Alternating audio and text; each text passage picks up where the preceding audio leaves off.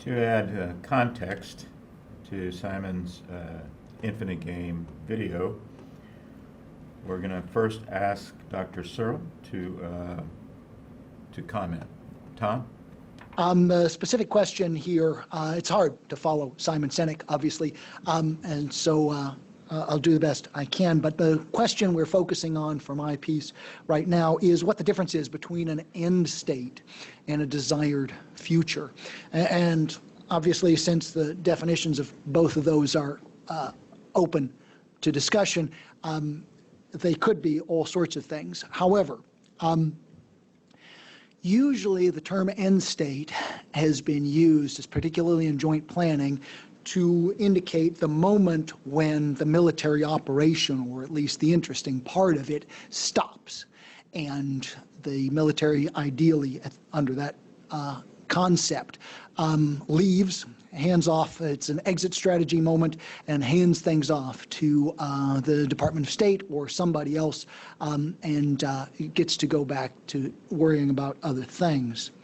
The beauty of the end state and that model is that it allows backwards planning. It allows you to say, if I'm going to be at this spot doing this thing with these conditions at this moment, then I can back up and say what all of the stages are that I need to pass through and where I need to start and what I need to do.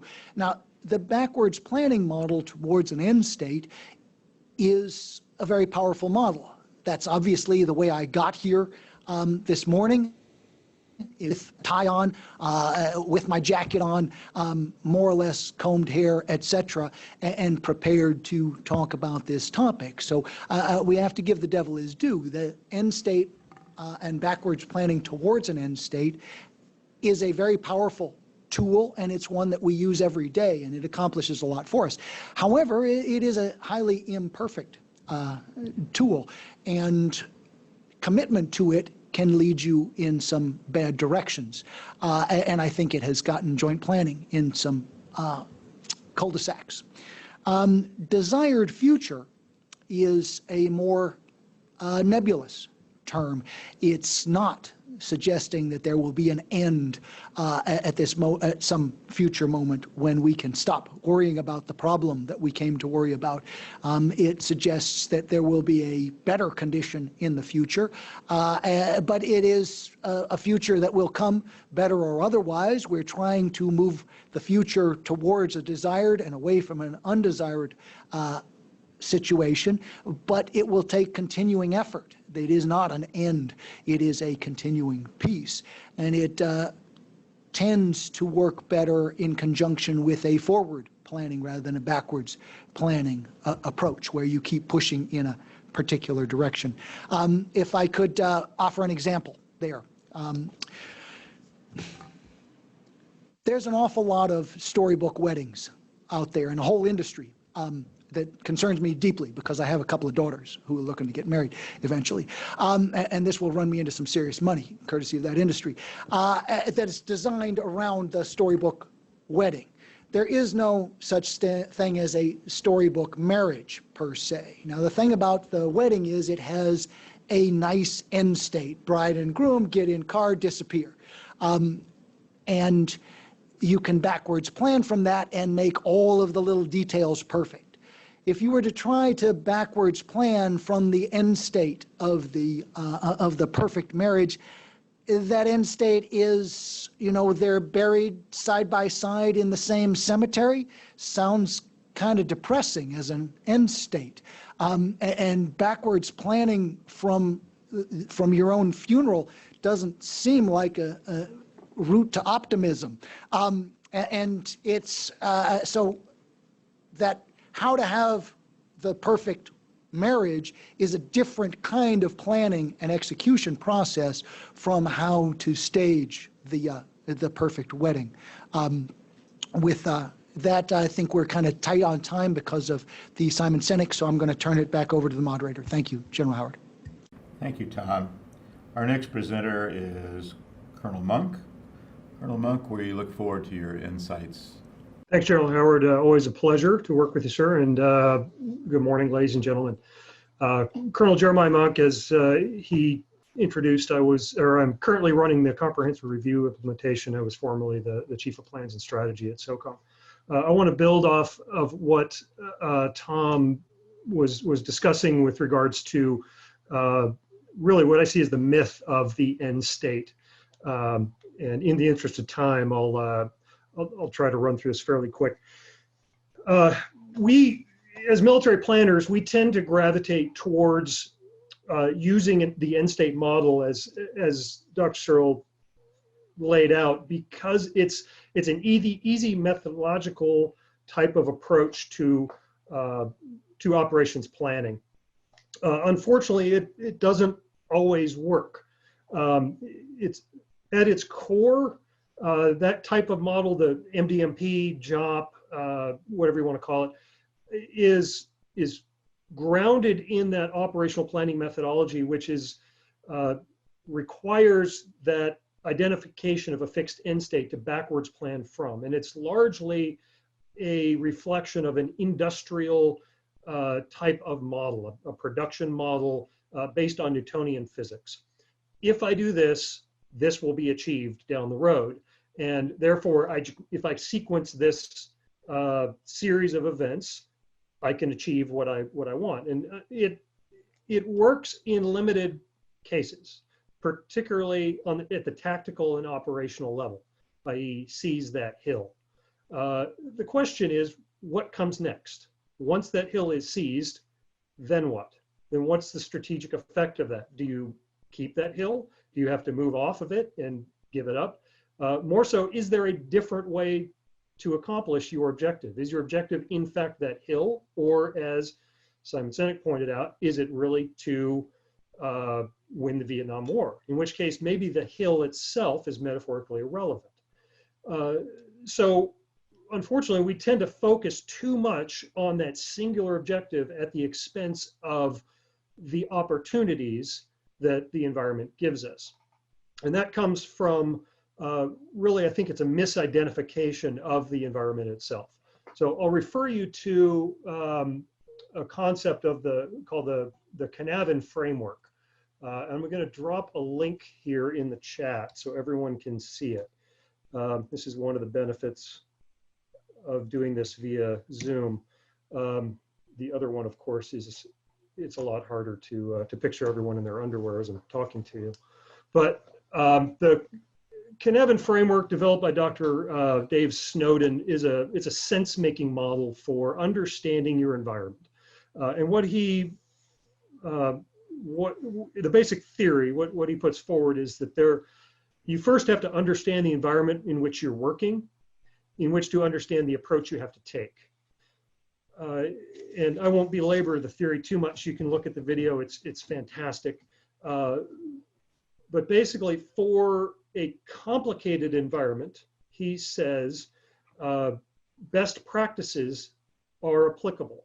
So in an environment where there are multiple ways to achieve a singular end state, a singular objective, you can look at the different options, COAs, and figure out which one's going to work and backwards plan from that.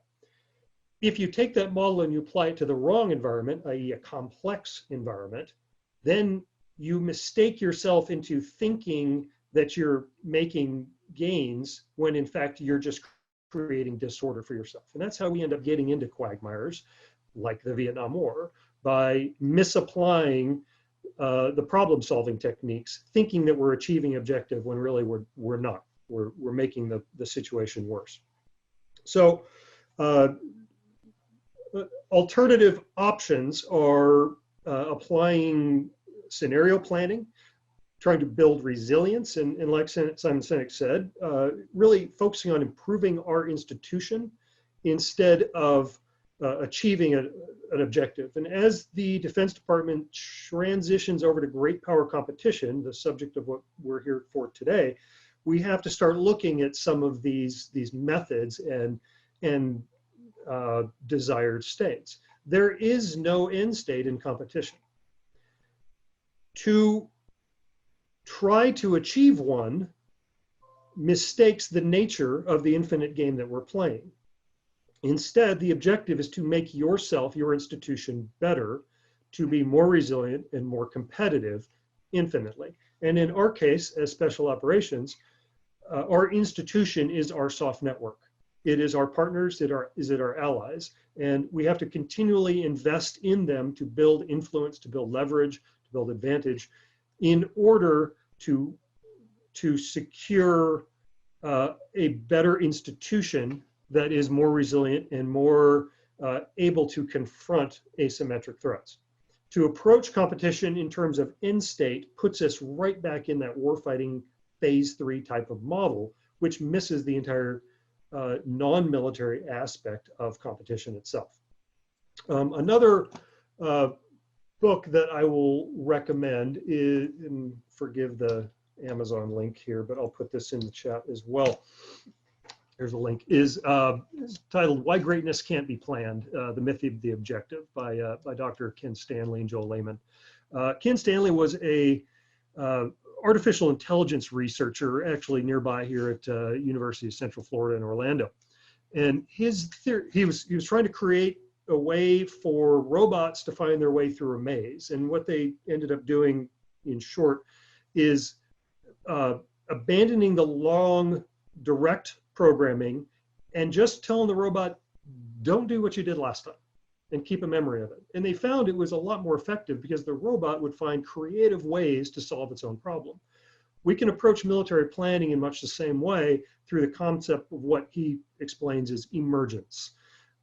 Keeping yourself open to options, looking for those options, and being able to shift to take advantage of those opportunities that come available. And the real downside to end state planning is you miss those opportunities. And you miss the changes in the environment that actually make things better.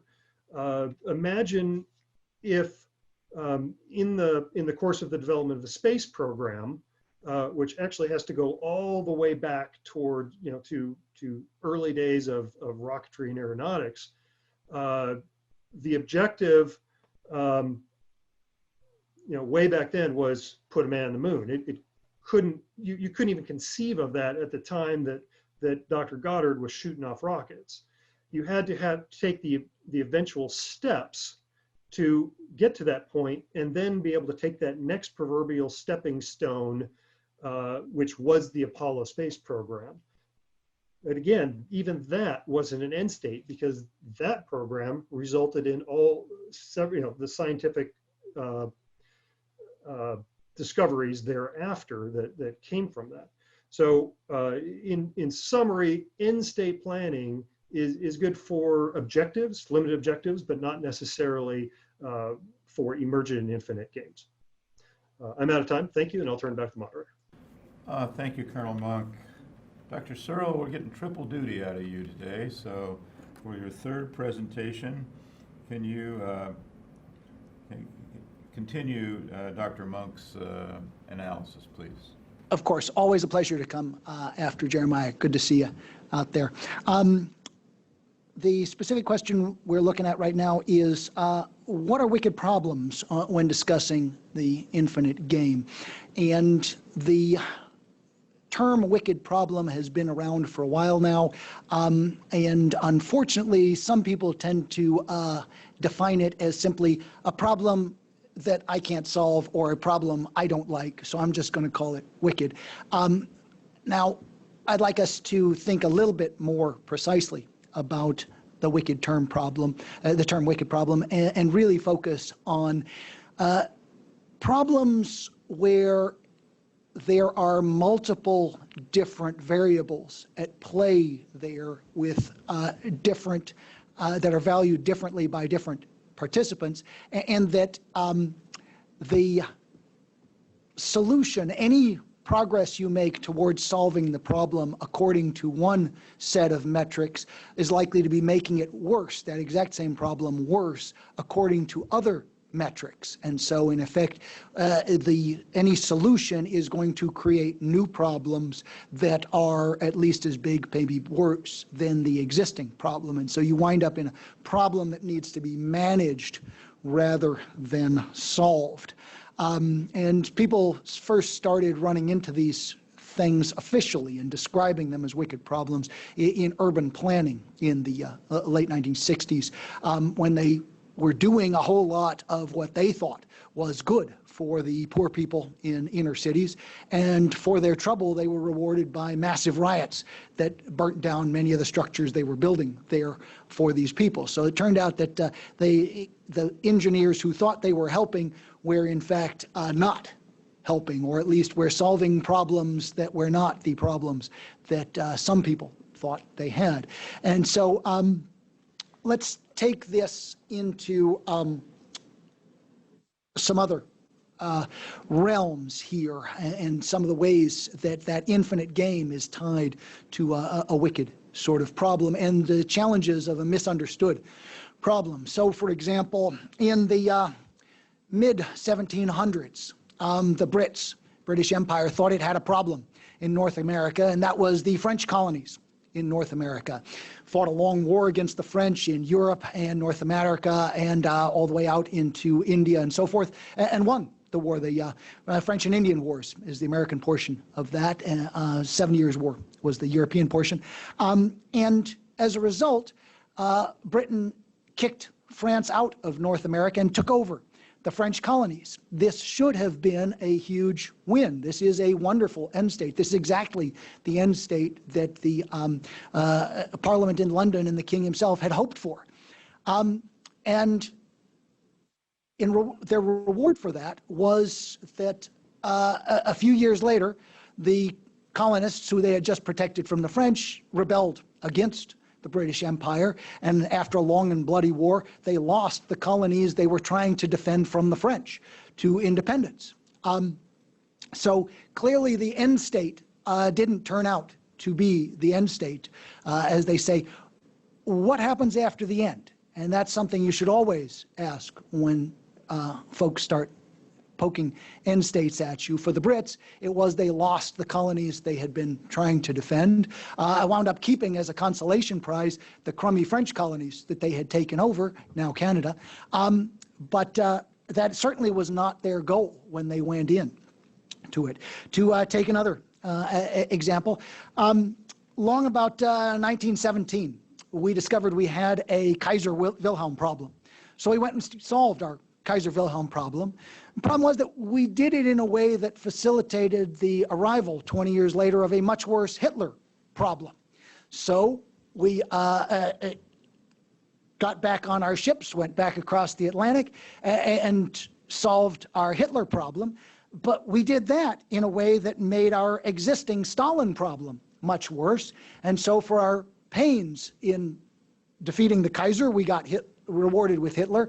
For our success in defeating Hitler, we got a radically empowered Stalin to work with, and a Cold War that ran for generations. So clearly what happened after the end was a big deal. And that infinite game came back to bite us in various ways, arguably because we weren't always thinking ahead to the wickedness of the problem we were thinking we were solving, and to the challenges that was going to create. Thank you. Thank you, Tom. Triple duty for you today, and we very much appreciate it. Our next commenter is Mr. Miz. Mr. Miz, the floor is yours. Thank you very much. Well, I'm Jim Miss. I'm the Deputy J3 at SOC South. So just a little perspective. Why me on this panel?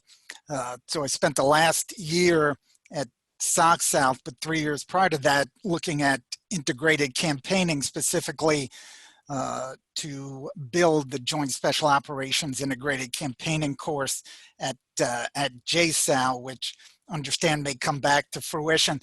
So 3 years analyzing it, 1 year to put it, to implement integrated campaigning here at at SOC South. So the question that I've been asked to answer, which in and of itself is a wicked problem, military perspective, from a practitioner's perspective, and for most of us on this symposium, we are military professionals or national defense professionals.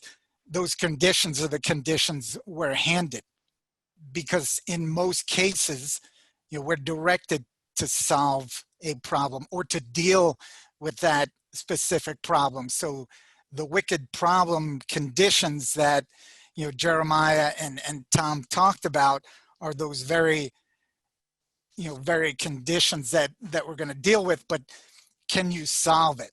I mean, that ultimately comes down to what, you know, we're talking about. Tom talked very well about, you know, what a wicked problem is. You know, most of the time, the condition that the military is handed a wicked problem is when it's developed into something else that, you know, interagency, or and this afternoon we'll talk about the, you know, the elements of national power, diplomacy, economic, and information cannot solve. Well, here, military, solve it. There's your condition. And in that case, most of the time, it's a nail, and we become the hammer. And as Tom indicated, you know, and Jeremiah alluded to, those conditions do not warrant themselves for a long-lasting, you know, solution, as was discussed. You know, the joint concept for integrated campaigning takes a different view. It's about the infinite game. It's not the end state that Jeremiah talked about, you know, that may not be reached. It's getting to a desired future and then relooking it and analyzing it as we go. You know, Riddle, you know, who coined the phrase, you know, wicked problem, talks about social complexity, right? The social complexity involved, you know, in a wicked problem that's in the problem itself, and then inside the solution that you're working towards. And I'd say that a wicked problem is caused, or at least not caused, made more wicked, if you will, almost Bostonian wicked, not by the problem itself, but by the number of problem solvers who are trying to apply a solution to get to that desired end state. And in our case, as military professionals or national security professionals, that's the solution, desired end state that we've been given by, you know, higher authority, whether it's coming down from the president, SecDef, National Security Council. You know, here in the SOC Southcom AOR, one of the biggest problems remains, you know, narco trafficking, and the number of people, the number of agencies and organizations inside those agencies which are trying to solve the same problem, you know, creates that social complexity.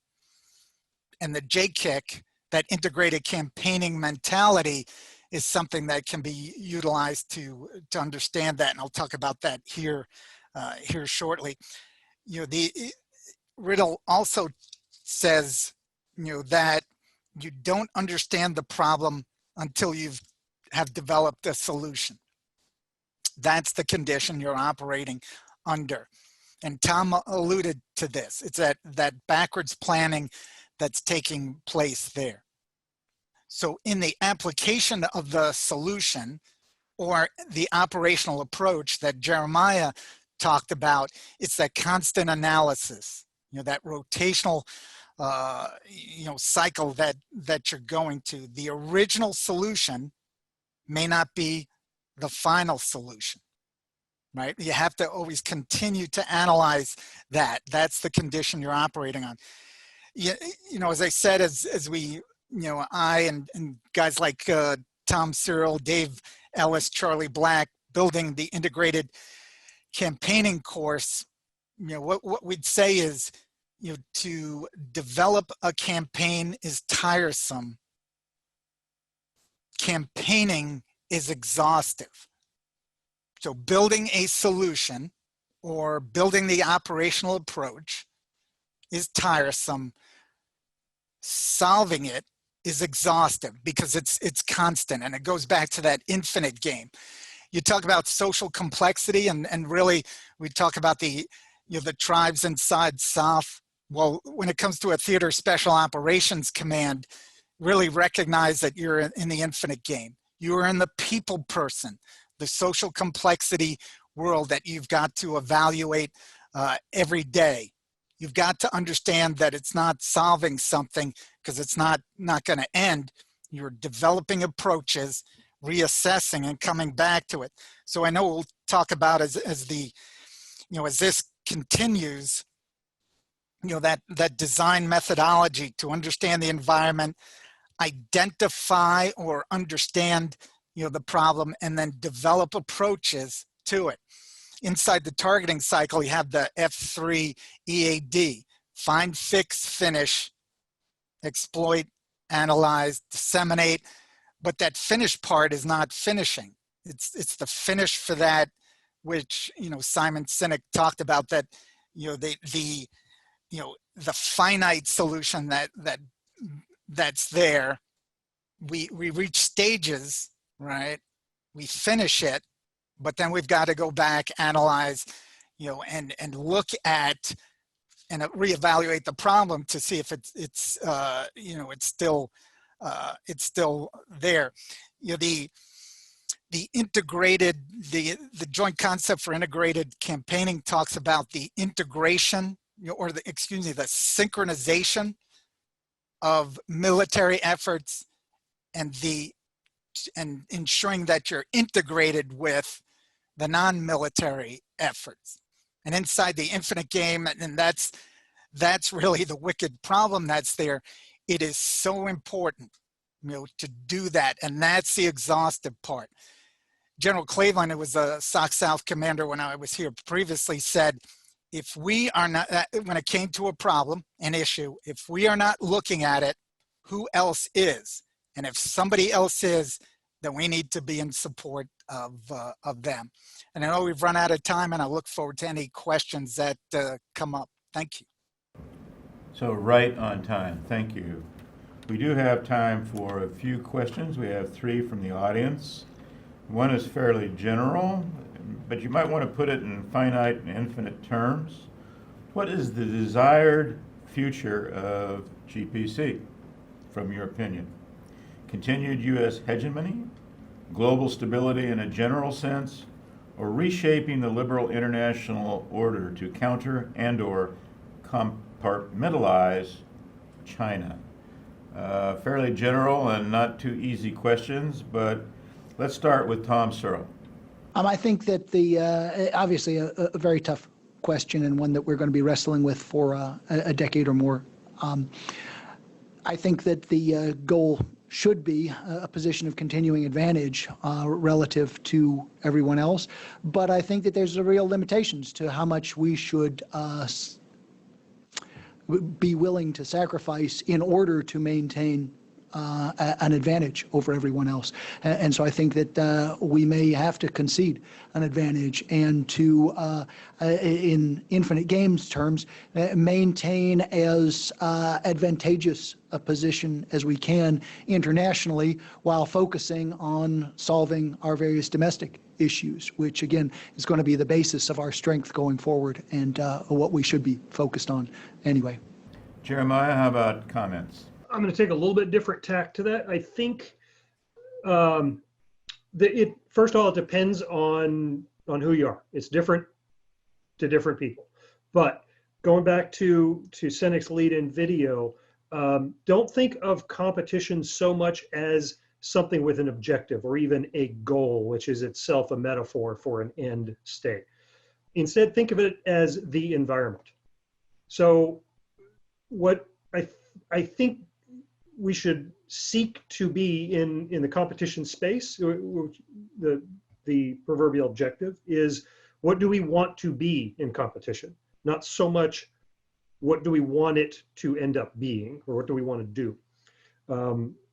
Back to improving our institution and improving our position in that environment should be what we're looking to do, to provide that flexibility, the resilience that we need to adapt and maintain our interests and secure our interests in great power competition. The objective itself shouldn't be a particular interest. The objective should be how we maintain those interests. Back to you. And Commander Sears? Oh, Mr. Miz, I'm sorry. You've had a lot of panels. You know, the end state is whatever the national security strategy says, and I know that can be confusing. You know, from our perspective here at a TSOC and underneath U.S. SOCOM, it's maintaining relative superiority, right? I don't think it's supremacy, and ask anybody within the national security apparatus to define competition. They can't. They'd have a hard time doing it. So inside that competition continuum that we have, I think to maintain our relative superiority over those who we consider competitors. So this is the last question. You each have about 30 seconds to answer it. Great power competition implies a winner and a loser. Competition implies a winner and a loser. We heard our guest speaker on video say that. So are there winners and losers in great power competition, or do we have a different term we should be using now to explain the new competitive security environment? And so Jeremiah, I know you best, so I'll let you answer that one. Thanks, sir, and I'll be brief. I disagree with that. I don't think there are winners and losers. I think it's relative advantage. And if you think of a race that is infinite, you are either ahead or you're behind. But having that race continue makes you better. There is no win because there is no end. There is just relative advantage. So Mr. Miz, I'll get your name right this time, and you have about 20 seconds to answer the question too. Yeah, I'll yield my time to Tom Searle. I agree with Jeremiah. Competition implies, infinite. There is no winner or loser. We just need to maintain our superiority. All right, Tom, end it for us, please. Unfortunately, going to agree with everybody else that the winner is the wrong term. That sooner or later someone may quit the competition, as the Soviet Union did, and as Simon Sinek says, but I don't see that happening anytime soon. I think both will continue a long time, and for what it's worth, even though the Soviet Union quit, the Russians didn't. They picked up the banner. So I would be very skeptical about looking to a win. Thank you, panelists, all for a great panel and ending exactly on time, even due to some constraints. So thanks for your cooperation and your discussion.